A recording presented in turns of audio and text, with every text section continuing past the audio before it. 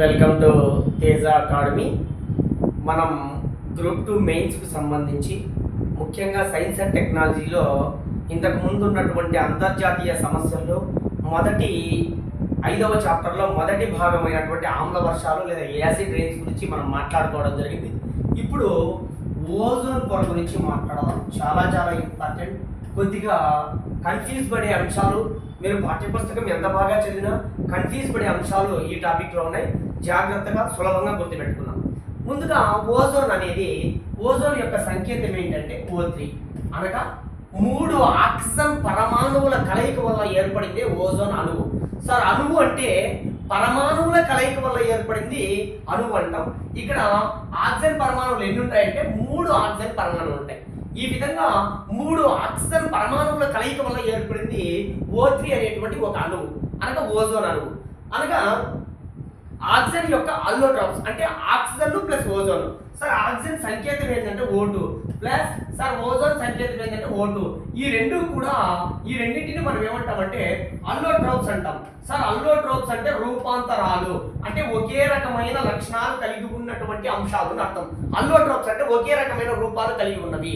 ముఖ్యంగా oxygen plus ozone ఈ రెండు గుర్తుపెట్టుకోండి. ఇక అల్లోట్రోప్స్ అంటే రూపాంతరాలు అని గుర్తుపెట్టుకోండి. మరి ఓజోన్ అనేది ఒక గ్యాస్, ఒక వాయువు.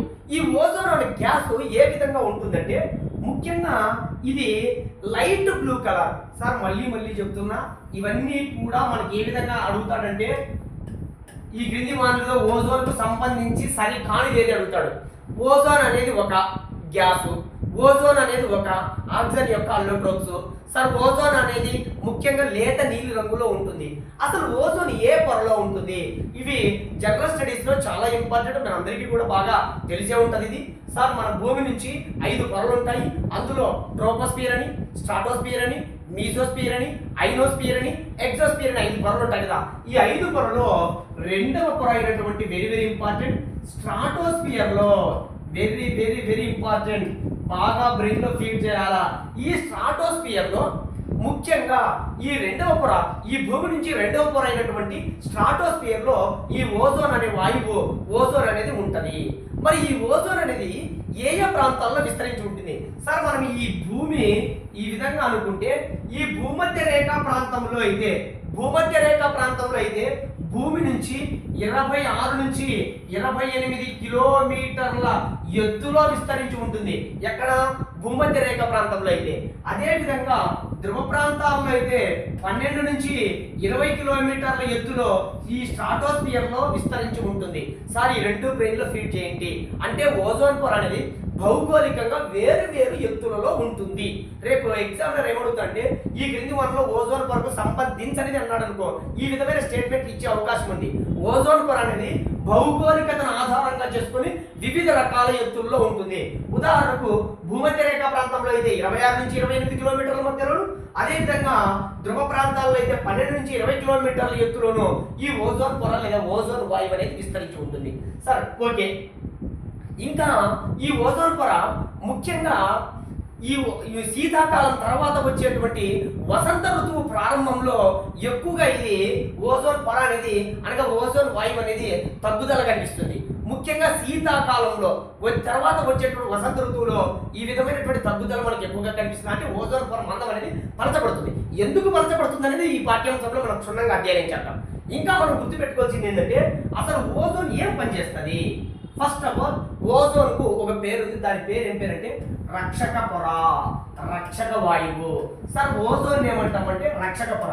సార్, ఓజోన్ గ్యాస్, ఓజోన్ వాయువు విస్తరించి ఉన్నటువంటి స్ట్రాటోస్ఫియర్ ను మనము రక్షక పొర అంటారు. కొన్ని పుస్తకాల్లో ఒక్కొక్కప్పుడు ఈ ఓజోన్ ని ఒక పొరగా భావించి రక్షక పొరగా కూడా మాట్లాడతారు. మనకి ఎగ్జామ్ నరాడా రక్షక పొర అని ఓజోన్ అంటున్నాడా లేకపోతే స్ట్రాటోస్ఫియర్ అంటున్నాడని మనకు క్లియర్ గా ఆప్షన్ బట్టి ఆన్సర్ సమాధానం గుర్తించాల్సి ఉంటుంది. సార్, రక్షక పొర అంటే మీరు స్ట్రాటోస్ఫియర్ ని గుర్తించుకోండి. అసలు ఏం పని చేస్తుంది ఓజోన్? సార్, ఓజోన్ అనేది ఇది ఒక గ్యాస్ అన్నాము. ఈ ఓజోన్ గ్యాస్ అనేది ముఖ్యంగా ఏం చేస్తాడంటే సూర్యుడి నుంచి వెరీ ఇంపార్టెంట్, ఈ సూర్యుడి నుంచి వచ్చేటువంటి అతి నీల లోహిత కిరణాలు, ఇది బ్రెయిన్ లో ఫీడ్ చేయండి. సార్, అతి నీల లోహిత కిరణాలు అంటే యువి లైట్స్ అంటాము, అల్ట్రా వైలెట్స్ అంటాం. సార్, సూర్యుడి నుంచి అనేక కిరణాలు వస్తుంటాయి. ఎక్స్ కిరణాలని, రకరకాల కిరణాలు వస్తాయి. అందులో ఒక రకమైన కిరణాలు యువి లైట్స్, ఎక్స్ కిరణాలు, పరారుణ కిరణాలు, యువి లైట్స్, రకరకాల కిరణాలు వస్తాయి. మరి వాటి గురించి వద్దు, మనం ఓజోన్ పొర గురించి మాట్లాడేటప్పుడు మనకి ఇంపార్టెంట్ ఏంటంటే యువి లైట్స్. ఈ అతినీల లోహిత కిరణాలు లేదా అల్ట్రా వైలెట్స్ లేదా యువి లైట్స్ అనేవి ఇక్కడ భూమి మీదకి వచ్చినప్పుడు ఈ భూమి పై భాగంలో స్ట్రాటోస్ఫియర్ లో ఉన్నటువంటి ఈ ఓజోన్ వాయువు ఏం చేస్తుందంటే ఈ యువి లైట్స్ ను పట్టుకొని అబ్జర్వ్ చేసుకుని అదే విధంగానే వెనక్కు పంపించేటువంటి గుణాన్ని కలిగి ఉంటుంది. అంటే యువి లైట్స్ ఈ రక్షణ పొరను దాటి కిందికి రాకుండా కాపాడుతుంది. అందుకోసమే ఈ ఓజోన్ పొరను ఏమంటామంటే రక్షక పొర అంటారు. సార్, యువి లైట్స్ భూమి మీద పడితే ఏం నష్టాలని మాట్లాడదాం. మీరు గుర్తుపెట్టుకోండి, సూర్యుడి నుంచి వచ్చేటువంటి అతి నీల లోహిత కిరణాలు లేదా అల్ట్రా వైలెట్స్ లేదా యువి కిరణాలను భూమి మీదకి చేరకుండా ఈ ఓజోన్ పొర కాపాడుతుందని గుర్తుపెట్టుకోండి. మరి ప్రపంచంలో మొట్టమొదటిసారిగా ఈ ఓజోన్ పొరను ఎవరు గుర్తించారు? Sir, very very important. దీన్ని మొట్టమొదటిసారిగా గుర్తించింది ఎవరంటే చార్లెస్ ఫ్యాబ్రీ. ఇది బాగా గుర్తుపెట్టుకోవాలా. And Henri Buisson. Charles Fabry and Henri Buisson, ఈ రెండు పేర్లు బాగా బ్రెయిన్ లో ఫీడ్ చేయండి. Charles Fabry and Henri Buisson అనేటువంటి ఇద్దరు సైంటిస్టులు ఏం చేశారంటే మొట్టమొదటిసారిగా ఓజోన్ పొర ఉనికిని గుర్తించడం జరిగింది. సార్, ఓజోన్ పొర ఉనికి, ఓజోన్ పొర ఎంత ఉంటుందంటే మామూలుగా ఓజోన్ పొర సగటు మన భూమి మీద సగటు మన స్ట్రాటోస్ఫియర్ లో ఓజోన్ పొర 300 సగటున పార్ట్స్ పర్ మిలియన్ ఉంటుంది, 300 ppm ఉంటుంది. సార్, బాగా గుర్తుపెట్టుకోండి, సగటున మన భూమి మీద 300 ppm ఉంటుంది. అంటే సగటున స్ట్రాటోస్ఫియర్ లో 300 ppm వరకు విస్తరించి ఉంటుంది. కొన్ని ప్రాంతాలలో ఎక్కువగా మందంతో విస్తరించి ఉంటుంది, అది 400 ppm ఉంటుంది. సార్, ఇదేం అడగడు, జస్ట్ మీరు గుర్తు పెట్టుకోవడానికి చెప్తున్నా. సార్, ఎక్కువ మందంలో ఉంది అంటే కొన్ని ప్రాంతాలలో ఓజోన్ పొర మందం బాగా విస్తరించి ఉంటుంది. సార్, ఏం లే, ఓజోన్ పొర రంధ్రం పట్టడం అంటే ఏం లే, ఈ ఓజోన్ పొర ఇది ఉంది కదా, ఈ ఓజోన్ పొర ఈ గ్యాస్ అక్కడక్కడ గ్యాప్లు పడతాయి. గ్యాప్లు అంటే వాటి పొర మందం తగ్గుతుంది. ఇక చూడండి, కొన్ని ప్రాంతాల దగ్గర 400 ppm ఉంటుంది, ఈ సగటు తీసుకుంటే 300 ఉంటుంది. ఇప్పుడు కొన్ని ప్రాంతాల్లో 150 ppm ఉందంటే అర్థం ఏంటి? తగ్గిపోయింది. ఆ ఓజోన్ పొర గ్యాస్ తగ్గింది, ఓజోన్ పొర మందం అనేది తగ్గింది అని అర్థం. అక్కడే ఓజోన్ పొరకు చిల్లులు పడింది అని అర్థం. సార్, ఇవన్నీ కూడా బ్రెయిన్ లో ఫీడ్ చేయండి. సార్, మళ్ళీ చెప్తున్నా, ప్రపంచంలో మొట్టమొదటిసారిగా ఓజోన్ పొరను ఎవరు గుర్తించారంటే చార్లెస్ ఫ్యాబ్రీ అండ్ హెన్రీ గుయసన్. మరి ఓజోన్ పొర యొక్క ధర్మాలను మొట్టమొదటిసారిగా తెలియజేసింది ఎవరు? సార్, ధర్మాలు, ఓజోన్ పొర సంకేతం O3 అని, ఓజోన్ పొర లేత నీలి రంగులో ఉంటుందని, ఓజోన్ పొర యువి లైట్స్ ను అడ్డుకుంటుందని, వీటన్నింటి ధర్మాలను తెలియజేసిన వ్యక్తి ఎవరంటే డాబ్సన్. సార్, ఈ వ్యక్తి పేరు డాబ్సన్. ఈ డాబ్సన్ యొక్క గుర్తుగానే ఈ ఓజోన్ పొర యొక్క మందాన్ని యూనిట్లలో కొలుస్తారంటే డాబ్సన్ యూనిట్లలో కొలుస్తారు. Very very important. Already civil service లో అడిగినటువంటి ప్రశ్న, ఈ క్రింది వాణిలో ఓజోన్ పొర యొక్క మందాన్ని ఏ ప్రమాణాల్లో కొలుస్తారు, ఏ యూనిట్లలో కొలుస్తారు? డాబ్సన్ యూనిట్లు. సార్, డాబ్సన్ అంటే ఏంటి? వ్యక్తి పేరు. ఈయన ముఖ్యంగా ఈ ఓజోన్ యొక్క ధర్మాలను తెలియజేసిన వ్యక్తి. ఆయన జ్ఞాపకార్థం ఈ ఓజోన్ పొర యొక్క మందాన్ని కొలవడానికి ఉపయోగించే యూనిట్లు ఏం చేస్తారంటే డాబ్సన్ యూనిట్లో కనుక్కుంటారు. సార్, కానీ ఈ ఓజోన్ పొరను మొట్టమొదటిసారిగా గమనించింది ఎవరంటే, ఓజోన్ పొరను మొట్టమొదటిసారిగా గుర్తించింది ఎవరంటే మాత్రం చార్లెస్ ఫ్యాబ్రీ అండ్ హెన్రీ గుయసన్. కానీ దీని యొక్క మందాన్ని కొలిచేటువంటిది, దీని యొక్క మందాన్ని ఏ యూనిట్ లో కొలుస్తారంటే డాబ్సన్ యూనిట్ లో. ఎందుకు దానికి పేరు పెట్టారంటే వీటి యొక్క ధర్మాలను, ఓజోన్ పొర యొక్క ధర్మాలను మొట్టమొదటిసారిగా వివరించింది ఎవరంటే డాబ్సన్ అనేటువంటి వ్యక్తి. సార్, ఈ విధంగా ఈ ఓజోన్ పొర మందాన్ని డాబ్సన్ యూనిట్ లో కొలుస్తాం కదా, ఆ టెక్నాలజీని ఏమంటారు? హెహర్ టెక్నాలజీ అంటారు. ఇది కూడా గుర్తుపెట్టుకోండి. సార్, హెహర్ టెక్నాలజీ అంటారు. హెహర్ టెక్నాలజీ ద్వారా ఈ ఓజోన్ పొర యొక్క మందాన్ని కొలుస్తారు. ఆ మందాన్ని డాబ్సన్ యూనిట్ లో కొలుస్తారు. డాబ్సన్ అనేది సైంటిస్ట్ పేరు అని గుర్తుపెట్టుకోండి. ఇదంతా కూడా మనము ఇంట్రడక్షన్ పార్ట్ లో నేర్చుకోవాల్సి ఉంటుంది. సార్, ఓజోన్ అనగానే O3, ఆక్సిజన్ యొక్క అల్లోట్రోప్స్. సార్, O3 సంకేతం గుర్తుపెట్టుకోండి. ఇది ఒక గ్యాస్, ఇది స్ట్రాటోస్ఫియర్ లో ఉంటుంది. భౌగోళిక ప్రదేశాన్ని బట్టి మారుతూ ఉంటుంది. అదే విధంగానే ఋతువులను బట్టి కూడా మారుతుంది. ముఖ్యంగా శీతాకాలం తర్వాత వచ్చే వసంత ఋతువులో దీని పొర మందం ఏమైతుందంటే ఆటోమేటిక్ గా తగ్గిపోతుందని గుర్తుపెట్టుకోండి. అంతేకాకుండా సగటున 300 parts per million ఉంటుంది. కానీ బాగా మందం ఉందంటే 400 parts per million. ముఖ్యంగా ఈ ఓజోన్ పొర లేత నీలి రంగులో ఉండి దీని యొక్క మొట్టమొదటిసారిగా ఉనికిని కనుగొన్నది ఎవరంటే మన Charles Fabry and Henri Buisson. Sir ఈ ఓజోన్ పొర ఏం చేస్తుందంటే సూర్యుడి నుంచి వచ్చేటువంటి అతినీల లోహిత కిరణాలను అడ్డుకొని భూమి మీదకి రాకోకుండా కాపాడుతుందని గుర్తుపెట్టుకోండి. సార్ మళ్ళీ ఇంపార్టెంట్ ఏంటంటే ఈ ఓజోన్ పొర యొక్క ధర్మాలను ఎవరు వివరించారంటే డాప్సన్ అనే సైంటిస్ట్ వివరించాడు. కాబట్టి దీనికి డాప్సన్ యూనిట్లలో ప్రమాణాల్లో కొలుస్తారు. ఇటువంటి టెక్నాలజీ ఏమంటారంటే అంబ్యార్ టెక్నాలజీ అంటారు. సార్ ఇక్కడ ఇంకొక పదము వెరీ వెరీ ఇంపార్టెంట్, బాగా బ్రెయిన్లో ఫిట్ చేయండి. సార్ ఓజోన్ అనేది ట్రోపోస్ఫియర్లో ఉంటే ఇది బిట్టు. సార్ రేపు ఎగ్జామ్ హాల్లో చాలామంది ఎగ్జామ్ హాల్లో ప్రశ్నలు సరిగా అర్థం చేసుకోకుండా పోతే సైన్స్ అండ్ టెక్నాలజీలో బేసిక్ బిట్స్ అంటాం, ఇవి దాదాపుగా 60% బిట్లు ఉంటాయి. బేసిక్ బిట్స్ తప్పు చేశారంటే చాలా ఇబ్బంది. సార్ ఓజోన్ అనేది ట్రోపోస్ఫియర్లో ఉంటే ఇది గ్రీన్ హౌస్ గ్యాస్ గా పనిచేస్తుంది. Very very very important. Sir green house gas అంటే ఏంటి నెక్స్ట్ వీడియోలో మాట్లాడతాం. సార్ ఇక్కడ గ్లోబల్ వార్మింగ్ కు అనగా ప్రపంచ ఉష్ణోగ్రతలు పెరగడానికి ఒక ప్రధానమైన కారణాల్లో ఓజోన్ కూడా ఒకటి. సార్ ఇప్పుడు మీరు ఏం మాట్లాడుతున్నారు, ఓజోన్ అనేది రక్షక పొరగా ఉపయోగపడుతుంది మానవులకు అందరికీ అంటున్నారు కదా, మళ్ళీ ఎందుకు ఇది గ్రీన్ హౌస్ ఎఫెక్ట్ గా పనిచేస్తుందంటే ఇక్కడ నేను ఓజోన్ యొక్క ఉనికిని గుర్తించండి, ఓజోన్ యొక్క స్థానాన్ని గుర్తించండి. స్ట్రాటోస్ఫియర్ లో ఉంది అంటే అది మనకు రక్షక పొరగా పనిచేస్తుంది.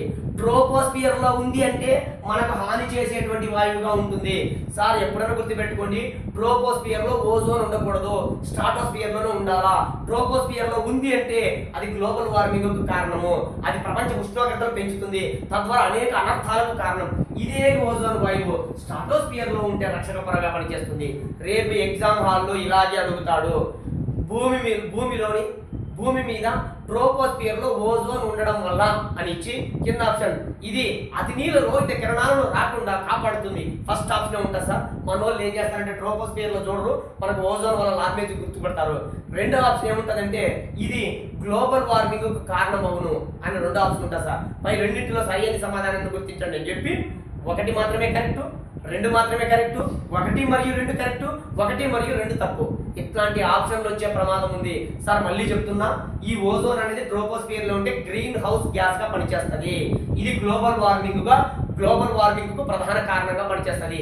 ఇది ఎంతసేపు ఎక్కడ ఉండాలంటే స్ట్రాటోస్ఫియర్ లో ఉండాలా అనేది గుర్తుపెట్టుకోండి. ఇది ఓజోన్ పొరకు సంబంధించినటువంటి ఇంట్రడక్షన్. ఈ ఇంట్రడక్షన్ పార్ట్ లో మనం గుర్తుపెట్టుకోవాల్సిందంటే అసలు ఓజోన్ ఏ విధంగా ఏర్పడుతుంది.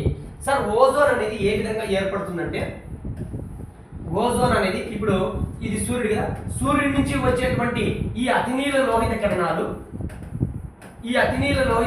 ఏం చేస్తాయంటే సూర్యుడి నుంచి వచ్చేటువంటి అతినీల లోహిత కిరణాలు ఈ ఆక్సిజన్ నుంచి ఇంకొక ఆక్సిజన్ పరమాణువు కలయిక వల్ల ఓజోన్ అనేది ఏర్పడుతుంది. అనగా అతినీల లోహిత కిరణాల వల్లనే ఓజోన్ అనేది ఏర్పడుతుంది.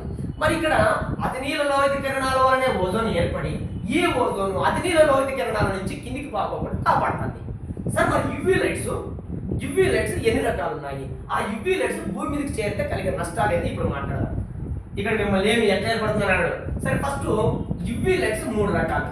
ఒకటి UV lights A, very very important sir, బాగా గుర్తుపెట్టుకోండి. రెండోది UV lights B, very very important, ఇది కూడా గుర్తుపెట్టుకోండి. యువి లైట్స్ సి, ఈ 3 కూడా బాగా గుర్తుపెట్టుకోండి, ఇది మనకు వెరీ వెరీ ఇంపార్టెంట్. సరే ఫస్ట్ సూర్యుడి నుంచి వచ్చేటువంటి అతినీల లోహిత కిరణాల్లో ఇది భూమి అనుకున్నాం సార్.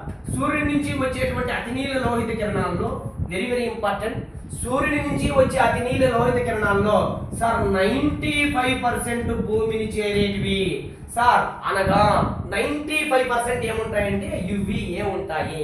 అనగా యువిఏ లైట్స్ అనగా ఏబిసి 3 యువి లైట్స్ లో అనగా అల్ట్రావైలెట్స్ ఏ, అల్ట్రావైలెట్స్ బి, అల్ట్రావైలెట్ సి అనగా అతినీల లోహిత కిరణాలలో 95% అతినీల లోహిత కిరణాలు ఏంటంటే యువి లైట్స్ ఏ. యువి లైట్స్ ఏ అనేది పెద్దగా ప్రమాదం కాదు, అందుకే భూమి మీదకు దాదాపుగా 95% యువి లైట్స్ వస్తున్నాయి భూమి మీదకి.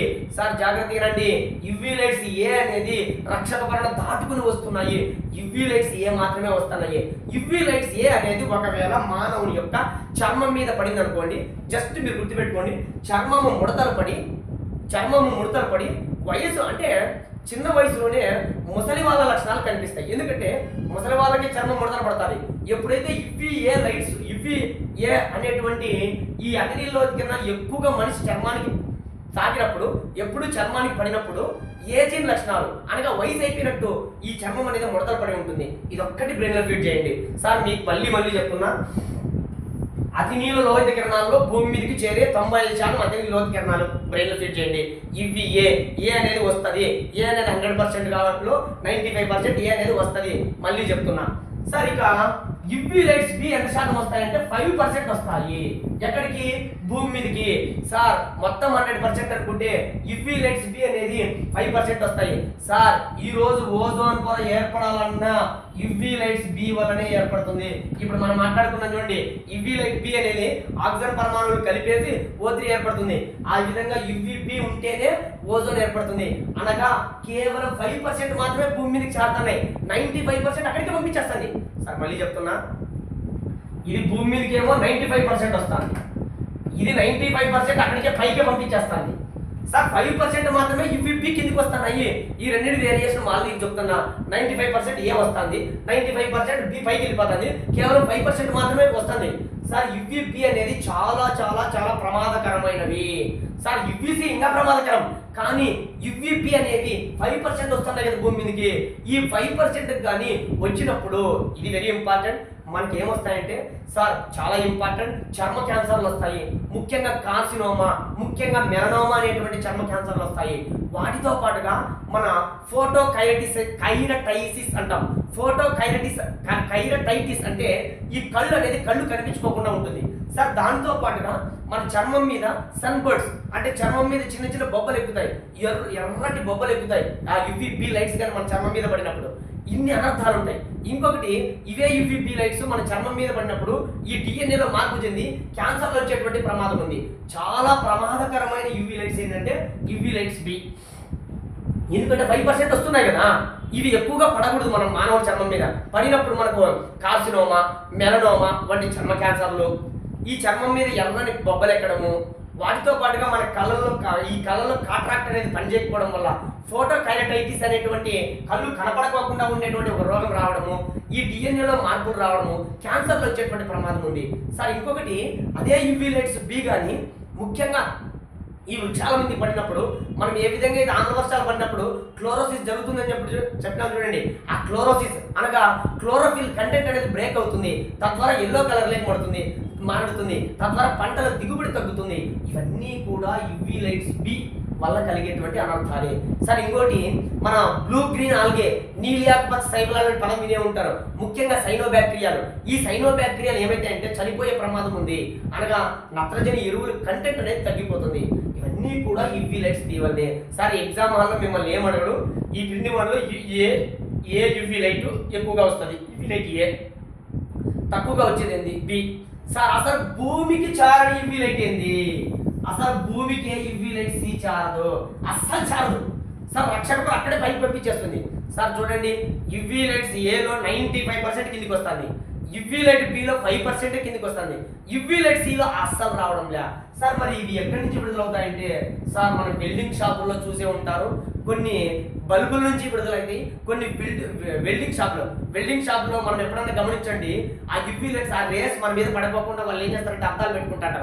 కారణం ఏంటంటే ఆ వెల్డింగ్ షాపులో యువి లైట్ సి అనేటివి విడుదలవుతాయి. అనగా సూర్యుని నుంచి వచ్చేటువంటి అతి నీళ్ళ లోతి కిరణాల్లో అస్సలు భూమికి చేరని కిరణాలు ఏంటంటే యువి లైట్స్ సి. మళ్ళీ చెప్తున్నా, చాలా చాలా ఇంపార్టెంట్, ఈ బ్రెయిన్ లో ఫీడ్ చేయండి.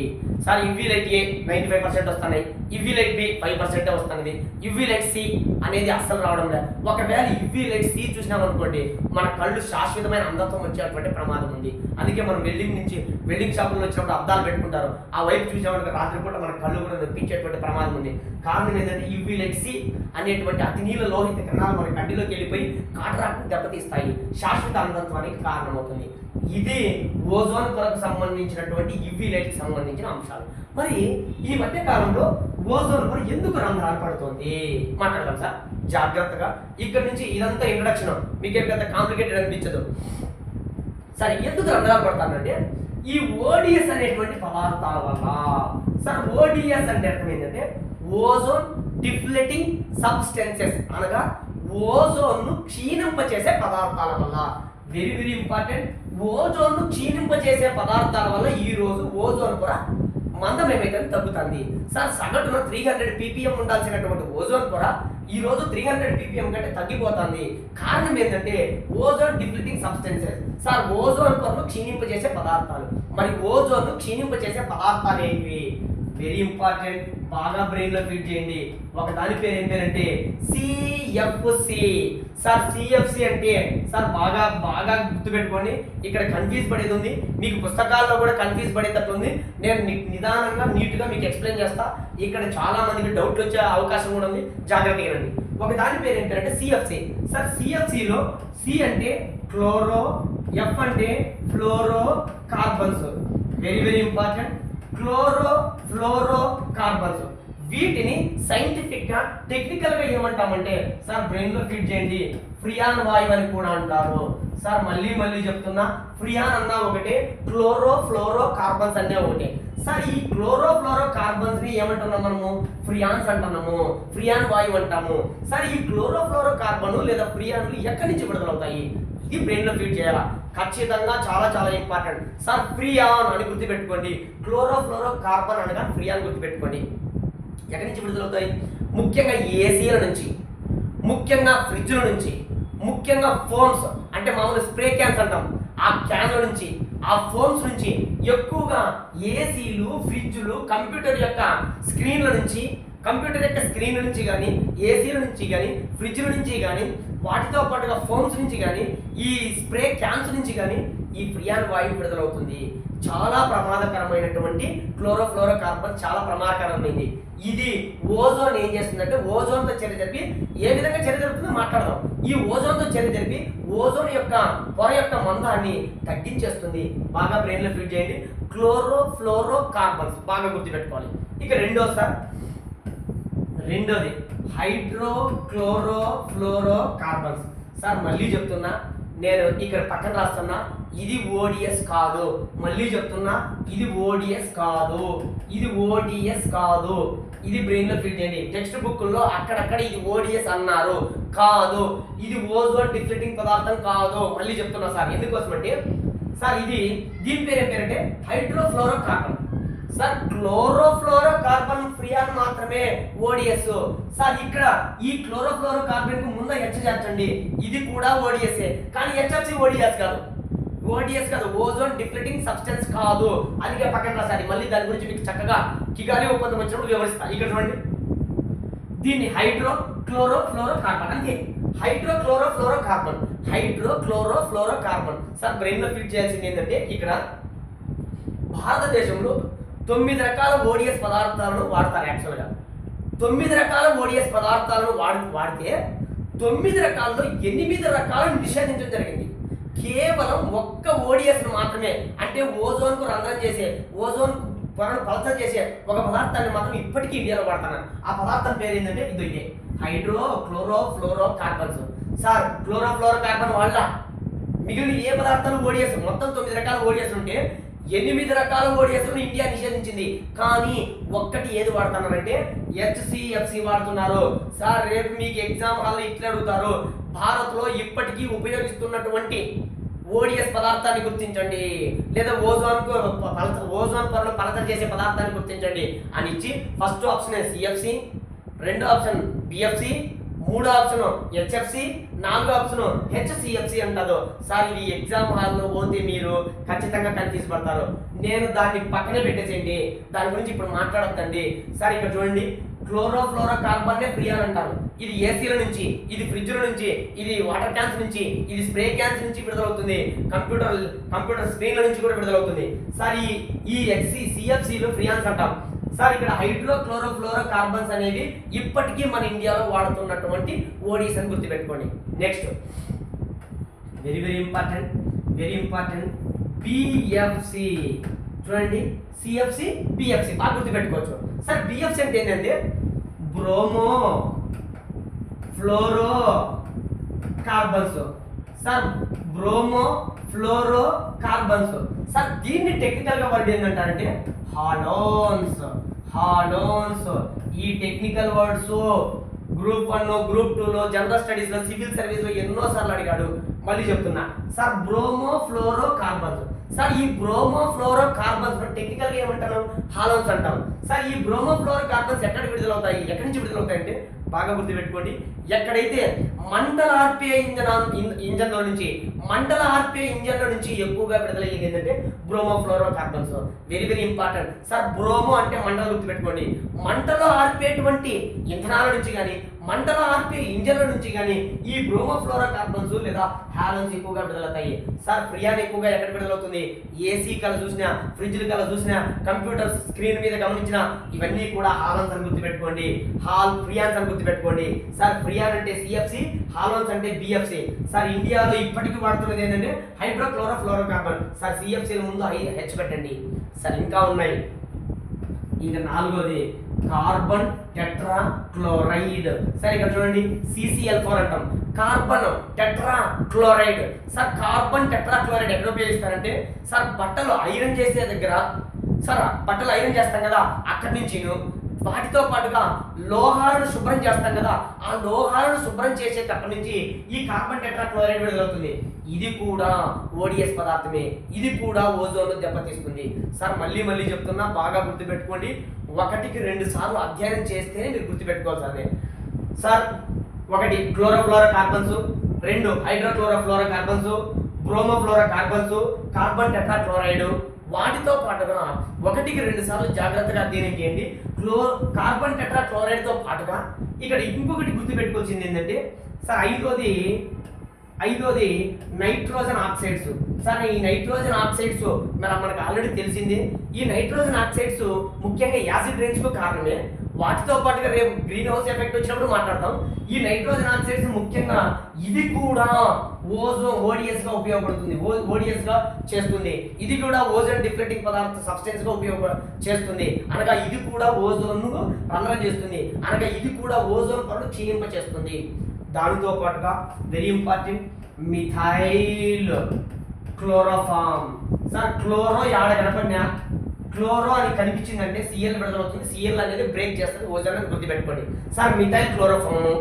సార్ తర్వాత మిథైల్ బ్రోమైడ్.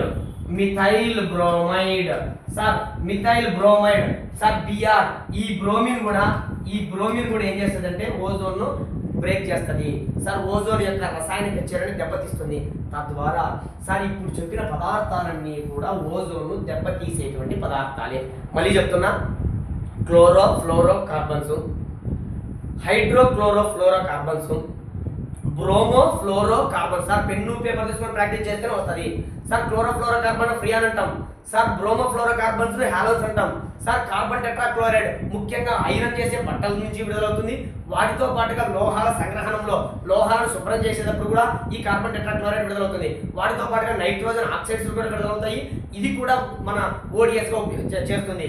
దాంతో పాటుగా మిథైల్ క్లోరోఫామ్, మిథైల్ బ్రోమైడ్ ఇవన్నీ కూడా ఓజోన్ ను దెబ్బతీసే పదార్థాలే. మళ్ళీ చెప్తున్నా. సార్ మరి ఈ ఓజోన్ దెబ్బతీసేటువంటి ఈ పదార్థాలన్నీ ఉన్నాయి కదా, మరి ఈ ఓజోన్ దెబ్బతీసేటువంటి పదార్థాలు అసలు ఏ విధంగా ఓజోన్ పలచన చేస్తాయి? సార్ మనకు దానికంటే ముందు ఫ్రిడ్జులలో ఈ మధ్య కాలంలో ఎక్కువగా ఉపయోగించేటువంటి ఫ్రియాన్ ఏంటంటే సార్ F12 అని గుర్తుపెట్టుకోండి. సార్ F12 ఫ్రియాన్ 12 అంటారు దాన్ని. ఇది ఎక్కువగా ఉపయోగిస్తున్నారు. అయితే ఈ ఫ్రిడ్జుల్లో ఉపయోగించేటువంటి ఈ ఫ్రియాను లేదా ఈ సిఎఫ్సీలకు బదులుగా ఏది ఎక్కువగా ఉపయోగించాలని ప్రపంచవ్యాప్తంగా చెప్పడం జరిగిందంటే ఇదిగో ఇక్కడ వస్తుంది. సార్ మళ్ళీ చెప్తున్నా, యాక్చువల్గా ఫ్రిడ్జుల్లో సిఎఫ్సి ఎక్కువ విడుదలవుతుంది. ఈ సిఎఫ్సికి బదులుగా ఈ ఫ్రిడ్జుల్లో కూలింగ్ కోసము 2 పదార్థాలను ఉపయోగించవచ్చు. అందులో ఒక దాని పేరు ఏం పేరంటే ద్రవ అమ్మోనియా. Very important. ద్రవ అమ్మోనియాను ఉపయోగించండి లేదా హెచ్ఎఫ్సి అన్న ఉపయోగించండి. సార్ ఇవి ఓజోన్ ను నష్టపరిచే పదార్థాలు కాదు. ఇది ఓజోన్ ను దెబ్బతీయవు. అందుకే హెచ్ఎఫ్సి గురించి మాట్లాడేటప్పుడు మీకు మాట చెప్పిన సార్ హెచ్ఎఫ్సి అనేది ఓడిఎస్ కాదు, కానీ ఒక నష్టం ఉంది. అది మళ్ళీ మాట్లాడతా, మళ్ళీ దాన్ని నిషేధించడం జరిగింది. సార్ ఇక్కడ గుర్తుపెట్టుకోండి. సార్ ఓజోన్ ఈ క్రింది వాటిలో ప్రశ్న చూడండి. ఇప్పుడు ఈ క్రింది వాటిలో ఓజోన్ ను నష్టపరిచే పదార్థం కానిదేది అని గుర్తించండి. ఓజోన్ ను నష్టపరిచే పదార్థం కానిదేది? కింద 4 ఆప్షన్లు ఇస్తారు sir. 1 CFC, 2 HCFC, 3 BFC, 4 HFC. Sir మళ్ళీ చెప్తున్నా, హైడ్రోఫ్లోరోకార్బన్ అనేది ఓడిఎస్ కాదు, ఓజోన్ నష్టపరిచేది కాదు. మళ్ళీ చెప్తున్నా, బాగా బ్రెయిన్లో ఫీడ్ చేయండి. హైడ్రోఫ్లోరోకార్బన్ అనేది ఓజోన్ దెబ్బతీయదు, ఇది ఓజోన్ ఏ విధమైన హాని చేయదు, కానీ గ్రీన్ హౌస్ ఎఫెక్ట్ కారణం. అందుకే దాన్ని కూడా నిషేధించడం జరిగింది కిగాలి ఒప్పందంలో. సార్ మళ్ళీ మాట్లాడదాం, ఇక్కడ బాగా గుర్తుపెట్టుకోండి క్లోరోఫ్లోరోకార్బన్. సార్ అసలు ఈ క్లోరిన్ వాయువు ఉంది కదా, ఈ క్లోరిన్ వాయువు అంటే క్లోరోఫ్లోరో సిఎఫ్సి నుంచి విడుదలవుతాయి కదా ఇవన్నీ, లేదా ఈ బిఎఫ్సి నుంచి విడుదలవుతుంది కదా బ్రోమోఫ్లోరోకార్బన్స్, బ్రోమిన్. ఈ క్లోరిన్ బ్రోమిన్ ఈ రెండు చూడండి సార్, ఈ క్లోరిన్ బ్రోమిన్ ఈ రెండు కూడా ఎక్కడి నుంచి విడుదలవుతుంది? కార్బన్ టెట్రాక్లోరైడ్ లో కూడా క్లోరిన్ ఉంటుంది సార్, ఈ మిథైల్ క్లోరైడ్ లో క్లోరిన్ ఉంటుంది, మిథైల్ బ్రోమైడ్ లో బ్రోమిన్ ఉంటుంది. ఈ క్లోరిన్ బ్రోమిన్ ఈ రెండింటిలో ఇది మహా డేంజరస్. బ్రోమోఫ్లోరోకార్బన్స్ వీటిని హాలోన్స్ అంటారు సార్. ఇది చాలా ప్రమాదకరం. దేంతో పోలిస్తే ఈ క్లోరోఫ్లోరోకార్బన్స్ నుంచి పోలిస్తే ఈ బ్రోమోఫ్లోరోకార్బన్స్ ఇంకా డేంజరస్. ఇవి చాలా ప్రమాదం గుర్తుపెట్టుకోండి సార్. ఈ క్లోరోఫ్లోరోకార్బన్ నుంచి విడుదలైన ఈ క్లోరిన్ వచ్చి దాదాపుగా ఈ క్లోరిన్ ఎట్లాంటిదంటే సార్, ఇది 2 సంవత్సరాల పాటు ఉంటుంది. ఎక్కడ? వాతావరణంలో. ముఖ్యంగా స్ట్రాటోస్ఫియర్ లో 2 years ఉంటుంది. అది క్లోరిన్ అనేది. ఈ క్లోరిన్ ఎక్కడి నుంచి విడుదలైంది? ఇదో ఈ సిఎఫ్సిఎల్ నుంచి విడుదలైంది, క్లోరోఫ్లోరోకార్బన్స్ నుంచి విడుదలైంది. ఇంకా ఎక్కడి నుంచి విడుదలవుతుంది? కార్బన్ టెట్రాక్లోరైడ్స్ నుంచి విడుదలవుతుంది. ఇంకా ఎక్కడి నుంచి విడుదలవుతుంది? మిథైల్ క్లోరైడ్స్ నుంచి విడుదలవుతుంది.